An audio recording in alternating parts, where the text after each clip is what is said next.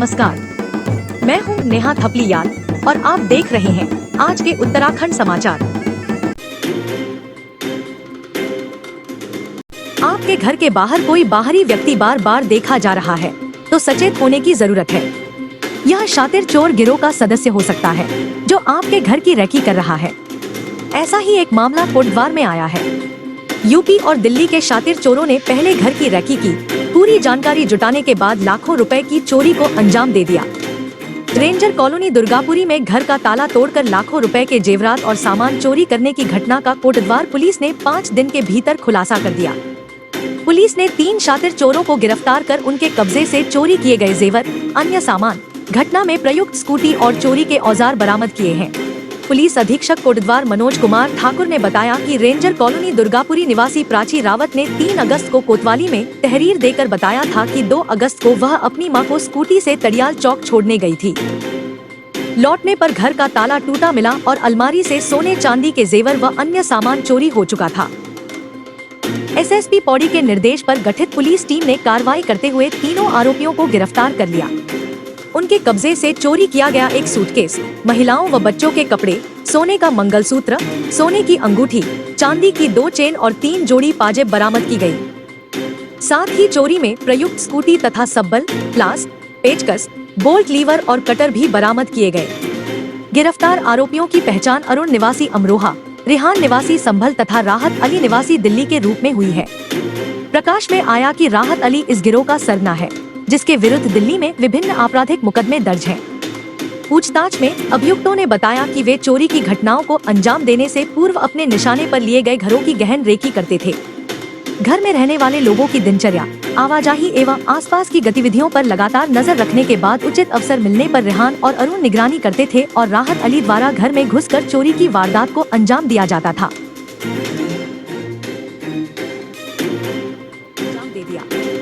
चमोली जिले से ममता को शर्मसार करने वाली खबर सामने आई है।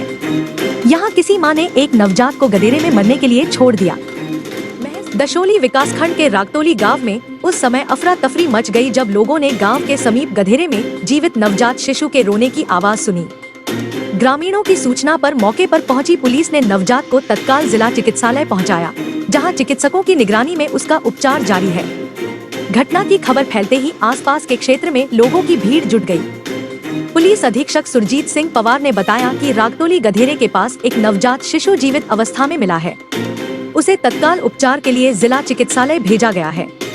मामले की जांच की जा रही है और आसपास के लोगों से पूछताछ कर आवश्यक जानकारी जुटाई जा रही है।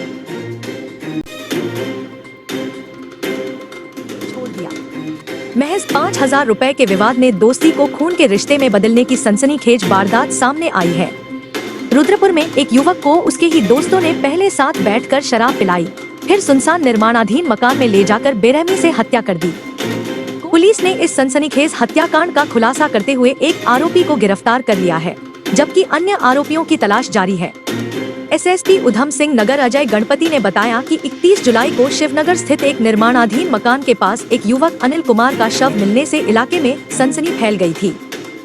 पुलिस ने सीसीटीवी कैमरों की फुटेज और स्थानीय लोगों से पूछताछ के आधार पर कार्रवाई करते हुए आरोपी ट्रांजिट कैंप निवासी अनिल कुमार को गिरफ्तार कर लिया। पूछताछ में सामने आया कि आरोपियों को शक था कि अनिल ने उनके 5,000 चुरा लिए थे। इसी शक और रंजिश में इस खौफनाक वारदात को अंजाम दिया गया। आरोपियों ने पहले अनिल को शराब पिलाई, इसके बाद लकड़ी की पट्टी और ईंट से उस पर ताबड़तोड़ हमला किया। जब वह गंभीर रूप से घायल हो गया तो रस्सी से गला घोंटकर उसकी हत्या कर दी। एक ये घटना जो प्रकाश में आई थी, 31 जुलाई को शिवनगर ट्रांजिट कैंप स्थित एक निर्माणाधीन मकान में एक डेड बॉडी पाई गई थी। उसकी शिनाख्त के हेतु पुलिस टीम ने काफी प्रयास किए, काफी सीसीटीवी खंगाले गए तथा तकनीकी साक्ष्यों के आधार पर उसकी शिनाख्त अनिल कुमार के रूप में हुई, जो ट्रांजिट कैंप में ठाकुर नगर का रहने वाला है। पीएम रिपोर्ट में ये पता चला कि इसकी हत्या हुई है और गला दबा करके हत्या की गई है। तो पुलिस टीम ने लगातार जो सस्पेक्ट्स थे उनसे पूछताछ शुरू की, तो उसमें यह प्रकाश में आया है कि 4 दोस्तों ने उस दिन शराब पी हुई थी, जिसमें से 2 दोस्त निकल चुके थे।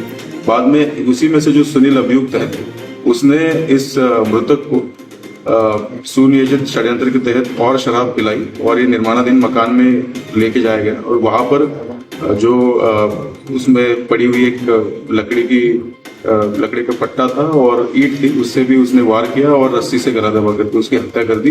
पूछताछ में ये पाया गया है कि 5,000 रुपये चोरी करने का संदेह अभियुक्त का मृतक के ऊपर था और उसी के चलते हत्या हुई।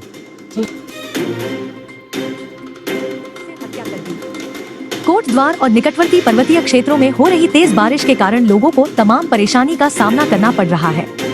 बृहस्पतिवार को हुई तेज बारिश के चलते हुए भूस्खलन और नदी नालों के उफान के कारण कोटद्वार पौड़ी हाईवे कई घंटों तक बाधित रहा।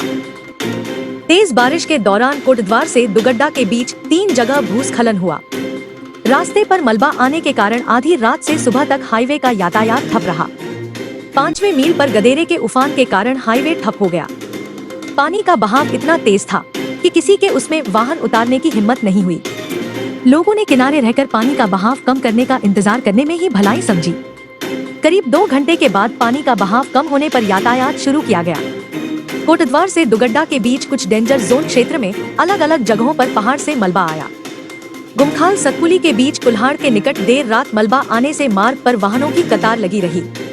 NH खंड के जेई आशीष सैनी ने बताया कि तेज बारिश के कारण भूस्खलन होने से NH पर 2 जगह राजमार्ग अवरुद्ध हो गया था। सूचना मिलते ही अवरोधों को हटाने की प्रक्रिया शुरू कर दी गई थी।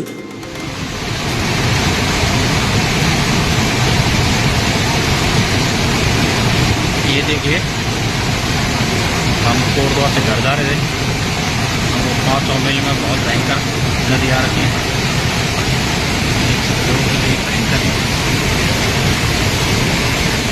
सभी सवारी इधर आराम कर रहे हैं, कोई गाड़ी नहीं डाल सकता है। बहुत भयंकर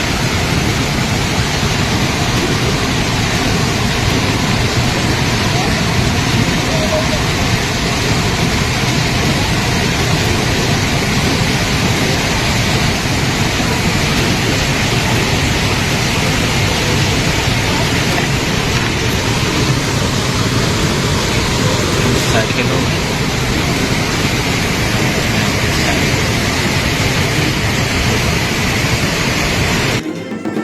तो यह थे आज के समाचार। रोजाना उत्तराखंड के मुख्य समाचारों के लिए कृपया हमारे चैनल को सब्सक्राइब कीजिए और हाँ, समाचारों को लाइक और शेयर करना न भूलें। कल फिर नए समाचारों के साथ आपकी सेवा में प्रस्तुत होंगी। तब तक खुश रहिए, आबाद रहिए और देखते रहिए सिद्ध बली न्यूज। जय हिंद।